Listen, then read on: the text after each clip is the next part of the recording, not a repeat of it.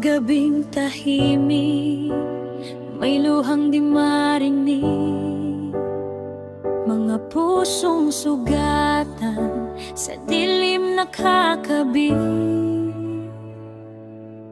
Ang tahanan ni Barang Bukirin na sinuyod ng bagyo nang mawala ang bituin na iwan ang ulap ng pangungulila at luha sa anino.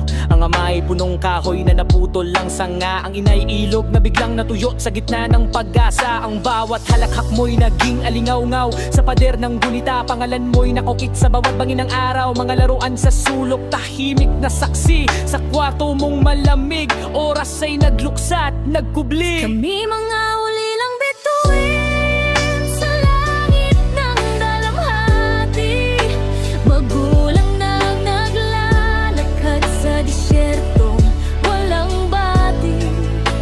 Ikaw ang walang di na muling babagsak, at kami dahon na lagas sa hangin ng pagyakap.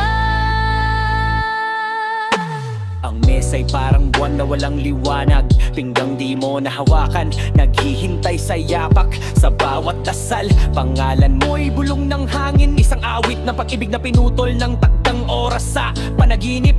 Ang oras ay magnanakaw ng mga sandaling mahal, hinugasan ng luha ang bawat ala-ala't dangal. Sa mundo naming abo, hatmog ng lungkot, ikaw ang araw na nawala, iniwan kaming gapos sa May mga takwa. ulilang bituin sa langit ng dalamhati, magulang na naglalakad sa disyertong walang bati. Ikaw ang ulan na di na muling babagsak, at kami dahon na lagas sa hangin ng pagyakap. Sa bawat huni ng ibon, pangalan mo'y awit. Sa bawat talas sa langit, ikaw ang kapalit.